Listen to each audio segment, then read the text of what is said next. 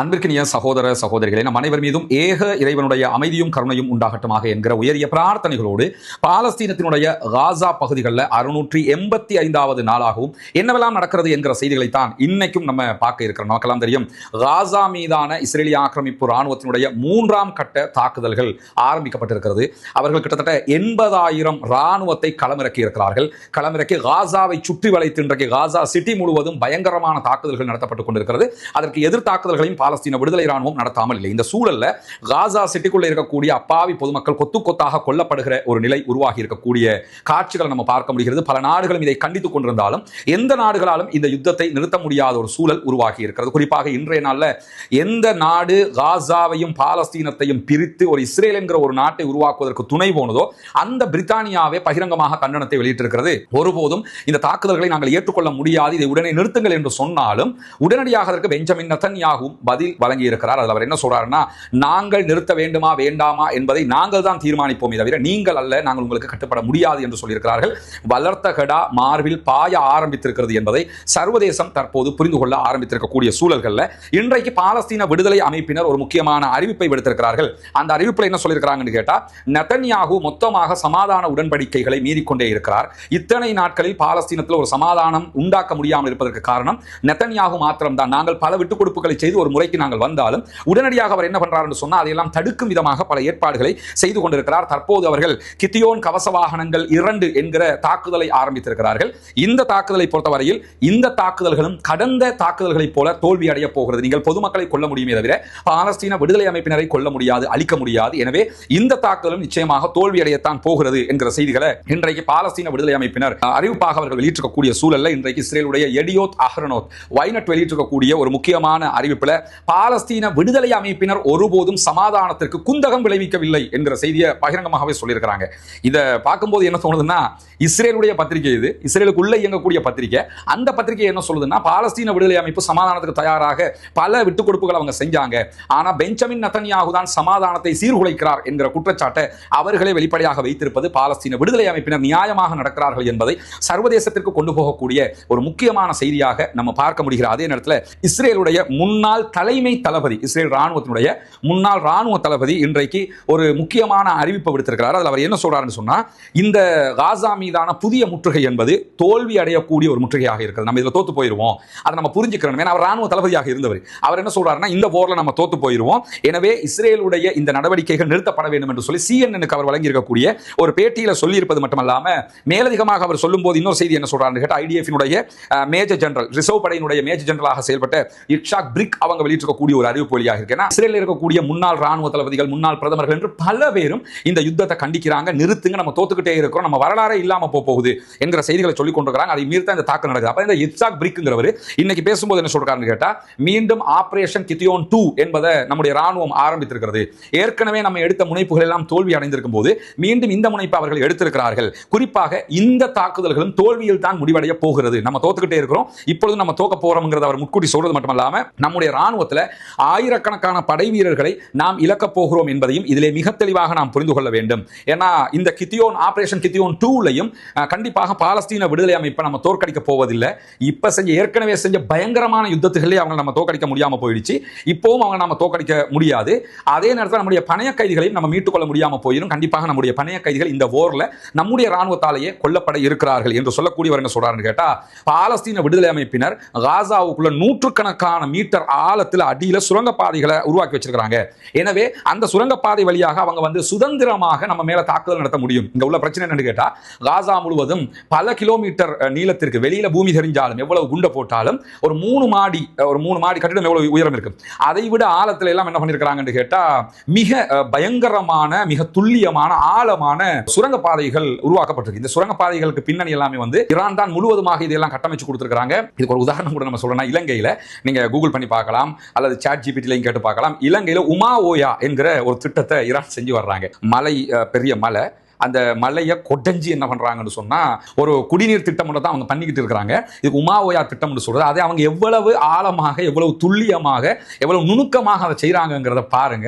இன்ஷா அல்லாஹ் விரைவில் உமாஓயா திட்டத்தை போய் நேர்ல பார்த்து ஒரு வீடியோ போடணும்னு நான் நினைச்சிட்டு இருக்கிறேன். என்னன்னா அதை பார்த்தா நமக்கு தெரியும். அப்ப காசாவுல கல்லையே இந்த கொடைஞ்சவங்க காசாவுக்குள்ள மண்ணை கொடைஞ்சி எவ்வளவு எல்லாம் பண்ணிருப்பாங்கிறத நம்ம அடையாளம் காண முடியும். அந்த அளவுக்கு இந்த தொழில்நுட்பத்தை துல்லியமாக கொடுத்தது ஈரான். அவர்கள் நூற்றுக்கணக்கான அடி ஆழத்தில் சுதந்திரமாக இயங்கிக்கிட்டு இருக்கிறாங்க. நம்ம ராணுவம் தரைக்கு மேலே எப்ப அடிவிடுமோன்னு பயப்பட வேண்டி இருக்குது என்று சொல்லி இட்சாக் பிரிக் இஸ்ரேலுடைய முன்னாள் ராணுவ தளபதிகளில் ஒருவர் இன்றைக்கு சொல்லியிருக்கக்கூடிய தகவலோடு சேர்த்து என்ன சொல்றாருன்னு சொன்னா, யதார்த்தத்திலிருந்து விலகி நின்று நம்ம சண்டை போட்டுக்கிட்டு இருக்கோம். எனவே யுத்தத்தை நிறுத்துங்க, நம்மாக்கள் தான் சாக போறாங்கிறத அவரும் இன்றைக்கு சொல்லியிருக்கிறார். அதே நேரம் CNN வெளியிட்டிருக்கக்கூடிய மேலதிக செய்திகளில் இஸ்ரேல் ராணுவத்தில் இப்ப இருக்கக்கூடிய ஒரு சோல்ஜர் அவங்க பேட்டி எடுத்திருக்கிறாங்க. அதுல அவங்க அவர் என்ன சொல்றாங்க கேட்டா, பாலஸ்தீன விடுதலை அமைப்பை அழிக்கிற இலக்கை நாம் அடையவே முடியாது. இதுல சைக்காலஜிக்கலா நீங்க ஒன்று தெரிஞ்சுக்கணும். ஓரளவுக்கு இந்த யுத்தத்தில் ஏதோ வெல்ல போறோம்னு நினைச்சுக்கிட்டு சண்டைக்கு போனா ஒரு கணக்கு. இப்ப சண்டைக்கே எப்படி போறாங்கன்னு சொன்னா, நம்ம வெல்ல போறது இல்ல, கவர்மெண்ட் விட மாட்டேங்கிறான், போய் சண்டை எப்படி போங்க தான் போறாங்க. உலகத்தில் இப்படி ஒரு போர் நடந்ததே கிடையாது இந்த காலகட்டங்களுக்குள் என்பதை புரிந்து கொள்ளுங்கள். ஒரு சிறிய படையிடத்தில் திரும்ப திரும்ப தோற்றுக் கொண்டிருக்கிறது இஸ்ரேல் என்கிற செய்திகளுக்கு மத்தியில் இஸ்ரேலுடைய மாறி செய்தி பிரிவு ஒரு செய்தியை வெளியிட்டிருக்கிறது. அதுல கான் யூனிஸ்ல நடைபெற்ற இஸ்ரேலிய ஆக்கிரமிப்பு ராணுவத்திற்கு எதிரான தாக்குதல் என்பது ஒரு கனவு போல இருக்கிறது அப்படின்னு இருக்கிறாங்க. என்னன்னா, நேற்றைய தினம் கான் யூனிஸ்ல ஒரு கெரில்லா தாக்குதல் சிஸ்டத்தில் பாலஸ்தீன விடுதலை அமைப்பு ஒரு தாக்குதல் நடத்தி இருந்தாங்க. இந்த தாக்குதல் முயற்சி கடைசி முயற்சியாக இருக்காது அப்படின்னு சொல்லி இன்னைக்கு மாறி செய்தித்தாள் இஸ்ரேலுடைய செய்தி சொல்கிறது. இதுதான் பாலஸ்தீன விடுதலை அமைப்பு கடைசி அட்டாக் பண்றேன்னு நினைச்சுக்கிறாங்க. இப்பதான் ஆரம்பிச்சிருக்காங்க. ஏன்னா அவர்களுடைய நம்ம ஏற்கனவே சிறப்பு படைப்பிரிவு அவங்க களத்தில் இறக்கிற எலைட் யூனிட்டை களத்தில் இறக்கிருக்காங்க. இந்த எலைட் யூனிட்டை சேர்ந்த கிட்டத்தட்ட 15 எலைட் யூனிட்டினுடைய வீரர்கள் தான் இந்த தாக்குதலில் இஸ்ரேலிய ஆக்கிரமிப்பு ராணுவத்திற்கு எதிராக ஈடுபட்டிருக்கிறார்கள். இந்த தாக்குதலை பொறுத்தவரை கான் யூனிஸ்ல வச்சு தான் இந்த தாக்குதல் நடைபெறுகிறது. அதை பற்றிய வீடியோக்களையும் அல் ஜசீராவும் வெளியிட்டிருக்கிறது. எந்த அளவுக்கு சொன்னா, இஸ்ரேலிய ஆக்கிரமிப்பு ராணுவத்தினுடைய ராணுவ தலைமையகத்தில் இருந்து 40 மீட்டர் தூரம், அவ்வளவுதான், ரொம்ப கிட்ட போயிட்டாங்க. கிட்ட போய் தான் இந்த அட்டாக் பண்றாங்க. 40 மீட்டர் தூரத்தில் இருந்து தான் ஒரு சுரங்க பாதையிலிருந்து வெளியே வர்றாங்க 15 பாலஸ்தீன விடுதலை ராணுவத்தை சேர்ந்த எலைட் யூனிட்டை சேர்ந்தவர்கள். அவங்க சொன்னாங்கல்ல, மரணத்துக்கு ரெடி ஆயிருங்க. 40 மீட்டர் தொலைவில் இருந்து தான் வெளியே வர்றாங்க. வெளியே வந்து என்ன பண்றாங்கன்னு சொன்னா, இஸ்ரேலிய ஆக்கிரமிப்பு ராணுவத்திற்கு எதிராக தங்களுடைய தாக்குதல்களை 3ஆக பிரிந்து 15 பேர் வர்றாங்க, 5 பேரா பிரிகிறாங்க. 5 பேரா பிரிஞ்சு தான் இந்த அட்டாக் பண்றாங்க. பண்றது மட்டும் இல்லாம முதல் அட்டாக் எங்க பண்றாங்கன்னு கேட்டா, அவருடைய ராணுவ கேம்ப் காசாவுக்குள்ள இருக்கக்கூடிய இஸ்ரேலிய கான் யூனிஸ்ல இருக்கக்கூடிய இஸ்ரேலுடைய ராணுவ கேம்ப் இருக்குதா இல்லையா, கேம்பை சுத்தி இருக்கக்கூடிய கேமராக்கள், நம்ம ஊர்ல சிசிடிவி மாற்ற மாதிரி அவங்க உலகத்தில் இருக்கக்கூடிய நம்பர் 1 சிசிடிவியா தான் இருக்கும். அந்த சிசிடிவி கண்காணிப்பு கேமராக்கள், கண்காணிப்பு சிஸ்டம் எதெல்லாம் இருக்குதோ அதுக்கு தான் ஃபர்ஸ்ட் அட்டாக் பண்றாங்க. இந்த அட்டாக் பண்ணி கேமராக்களை எல்லாம் உடைச்சு நுழைக்கிறதுக்கு பிறகு என்ன பண்றாங்கன்னு சொன்னா, போராளிகளுடைய பாலஸ்தீன விடுதலை ராணுவத்தினுடைய முதல் பிரிவு அந்த 5ல ஃபர்ஸ்ட் பேட்ச் இருக்கிறாங்களா இல்லையா, இந்த ஃபர்ஸ்ட் பேட்ச் என்ன பண்றாங்கன்னு சொன்னா, இஸ்ரேலிய ஆக்கிரமிப்பு ராணுவத்தினுடைய தளபதி இருக்கக்கூடிய கட்டிடத்துக்கு அட்டாக் பண்றாங்க. தளபதி கொல்லப்பட்டிருக்கலாம் என்கிற செய்திகள் வருகிறது. இன்னும் இஸ்ரேலிய ஆக்கிரமிப்பு ராணுவம் உறுதிப்படுத்தவில்லை. ஆனால் தளபதி கொல்லப்பட்டிருக்கலாம் என்றாங்க. ஏன்னா முதல் அட்டாக் 5 பேர் இஸ்ரேலிய ஆக்கிரமிப்பு ராணுவத்தினுடைய தளபதிக்கு தான் கான் யூனிஸ்ல அட்டாக் பண்றாங்க. இரண்டாவது அட்டாக் எங்க நடக்குதுன்னு கேட்டா, ஹாஸ்டலுக்கு இஸ்ரேலிய ஆக்கிரமிப்பு ராணுவம் தூங்குவாங்க, ரெஸ்ட் எடுப்பாங்கல்ல, அந்த ரெஸ்ட் எடுக்கக்கூடிய கான் யூனிஸ்ல இருக்கக்கூடிய அவர்களுடைய ராணுவ தளத்துல ரெஸ்ட் எடுக்கக்கூடிய அந்த பில்டிங்க்கு தான் என்ன பண்றாங்கன்னு சொன்னா இரண்டாவது அட்டாக் பண்றாங்க. இந்த அட்டாக் பண்ணி கொண்டிருக்கும் போது என்ன பண்றாங்கன்னு சொன்னா, எக்ஸ்ட்ரா இருக்கக்கூடிய நார்மல் சோல்ஜர்ஸ் பாலஸ்தீன விடுதலை ராணுவத்தினுடைய அந்த சோல்ஜர்ஸ் வேறொரு சுரங்கத்திலிருந்து வெளியே வந்து அந்த இஸ்ரேலிய ஆக்கிரமிப்பு ராணுவம் இருக்கக்கூடிய பகுதிகளுக்குள்ள போய் தாறுமாறான தாக்குதல்களை நடத்தினாங்க. அன்றைக்கினிய சகோதர சகோதரிகளை நம் அனைவர் மீதும் ஏக இறைவனுடைய அமைதியும் கருணையும் உண்டாகட்டுமாக என்கிற பிரார்த்தனைகளோடு, நமக்கெல்லாம் தெரியும் இலங்கையினுடைய கிழக்கு மாகாணம் பொத்துவில் பகுதிகளில் ஏழை மக்களுக்கான வீடு கட்டுகிற ஒரு பணியை நம்ம செஞ்சு வர்றோம். இதுவரைக்கும் 5 வீடுகள் கட்டி முடிக்கப்பட்டிருக்கக்கூடிய நிலையில் மேலும் ஒரு 4 வீடுகளை கட்டுவதற்கான பணிகளை ஆரம்பிச்சிருக்கிறோம். அதுக்கான ஒரு இடம் எடுக்கப்பட்டு அந்த இடத்துல ஃபவுண்டேஷன் வேலைகள் எல்லாம் ஆரம்பிக்கப்பட்டிருக்கிறது. வேலைகளை ஆரம்பிச்சிருக்கிறோம். இந்த நிலையில் அதற்கான உதவிகளை உங்ககிட்ட தான் நம்ம கேட்டுக்கிட்டு இருக்கிறோம். அதற்கான உதவிகளை உங்களால் முடிந்த எதெல்லாம் முடியுமோ அதெல்லாம் தாங்கன்னு சொல்லி கேட்டுக்கிட்டு இருக்கிறோம். அந்த அடிப்படையில் சகோதரர்கள் அதற்காக உதவி கொண்டிருக்கிறீர்கள். இந்த நிலையில் வெள்ளிக்கிழமை கொழும்புல பாலஸ்தீன ஆதரவு பேரணி நடைபெற்றது. அந்த பேரணிக்கு வந்திருந்த சில சகோதரர்கள் என்ன தேடி வந்து என்ன பண்ணாங்கன்னா, சில பேர் எங்களால் முடிஞ்சது நீங்கள் வீடு கட்டுகிற பணிக்காக இதை சேர்த்துக்கிறங்கன்னு சொல்லி சில பண உதவிகளை செய்துவிட்டு சென்றார்கள். ஒரு நெகிழ்ச்சியான ஒரு காரியமாக அது இருந்தது. ஒருத்தர் வந்து ஆட்டோ ஓட்டக்கூடிய கொழும்புல, நான் ஆட்டோ ஓட்டுகிற தொழிலை தான் பண்ணுறேன், ஒவ்வொரு நாள் நான் ஆட்டோ ஓட்டி தான் சம்பாதிக்கிறேன் என்று வெளியூர் சகோதரன் நினைக்கிறேன், இங்கே வந்து தங்கி அதை செய்கிறாரு. அவரும் வந்து என்னால் முடிஞ்சது இருந்தாங்கன்னு சொல்லி அதற்கான ஒரு தன்னால் முடிந்த ஒரு பங்களிப்பை தந்துவிட்டு போயிருந்தார். மொத்தமாக இன்றைக்கு ஒரு 18,000 ரூபாய் பணங்களை அங்கே வந்த சகோதரர்கள் அவங்களால முடிஞ்சதுன்னு சொல்லி தந்துட்டு போனாங்க. ஜஸாக்கல்லாஹு ஹைரா.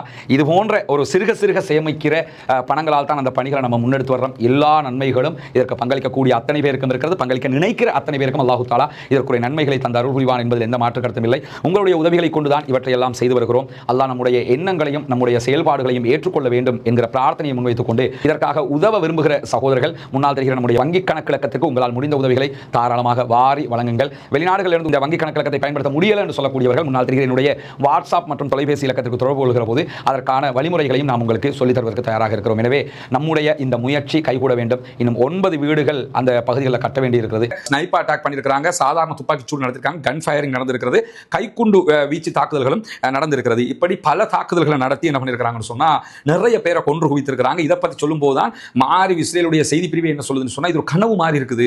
ஏன்னா 15 பேர் பங்கர்ல இருந்து வெளியே வந்து நம்மாக்கள் அடிச்சு துவைச்சிட்டு போயிட்டாங்க. இதை பத்தின எந்த செய்தியையும் இஸ்ரேல் ராணுவம் வெளியிட மறுக்கிறது. இதுல நம்ம நூற்றுக்கணக்கான பேர் கொல்லப்பட்டிருக்கலாம் என்பதுதான் அவர்களுடைய செய்தியாக இருக்கு. எனவே பாலஸ்தீன விடுதலை ராணுவத்தினுடைய எலைட் யூனிட் களத்திலே இறங்கி இருக்கிறார்கள். தாறுமாறான தாக்குதல்களை மீண்டும் நடத்த ஆரம்பித்திருக்கிறார்கள். இதே நேரத்தில் இஸ்ரேல் ஆக்கிரமிப்பு ராணுவம் கடந்த 24 மணி நேரங்களுக்குள்ளாக பாலஸ்தீனத்தில் 163 அப்பாவிகளை கொன்று குவித்திருக்கிறது. 270க்கும் மேற்பட்டவர்கள் படுகாயம் அடைந்திருக்கிறார்கள் என்கிற கவலையான செய்திகளும் வெளியாகி இருக்கிறது. அப்பாவிகள் மீது அவர்கள் தாக்குதல் நடத்துகிற போது பாலஸ்தீன விடுதலை ராணுவம் இஸ்ரேல் ஆக்கிரமிப்பு ராணுவத்திற்கு எதிரான தாக்குதல்களை நடத்தி கொண்டிருக்கிறது. அதே போன்றுதான் கான் யூனிஸ்ல தெற்கு பகுதிகளில் இருக்கக்கூடிய ஒரு பகுதிகளையும் இஸ்ரேல் ஆக்கிரமிப்பு ராணுவத்திற்கு எதிராக மோட்டார் குண்டு தாக்குதல்களை தாங்கள் நடத்தியிருக்கிறோம் என்கிற செய்திகளையும் பாலஸ்தீன விடுதலை அமைப்பினர் இன்றைக்கு வெளியிட்டிருக்கிறார். எனவே இன்றைக்கு வெளியாக இருக்கக்கூடிய முக்கியமான செய்திகளுடைய தொகுப்பை தான் நம்ம உங்களுக்கு மத்தியில் கொண்டு வந்து தந்திருக்கிறோம். பாலஸ்தீனம் வெற்றி பெற வேண்டும், பாலஸ்தீனம் சுதந்திரம் அடைய வேண்டும், பாலஸ்தீன மக்கள் நம்மை போன்று நிம்மதியானவர்களாக மாற வேண்டும், வாழ வேண்டும் என்ற உயரிய பிரார்த்தனைகளோடு பாலஸ்தீன அப்பாவிகளுக்காக பிரார்த்திக்கிறார்கள். ஆக்கிரமிப்பு ராணுவத்திற்கு எதிராக தொடர்ந்தும் கொண்டு நாசிலாவை ஓத மறந்து விடாதீர்கள் நண்பர்களே, தாய்மார்களே. பாலஸ்தீன மக்களுக்காக ஜனநாயக ரீதியாகவும் குரல் எழுப்புவோமாக வாகிறது. அல்ஹம்துலில்லாஹி ரப்பில் ஆலமீன்.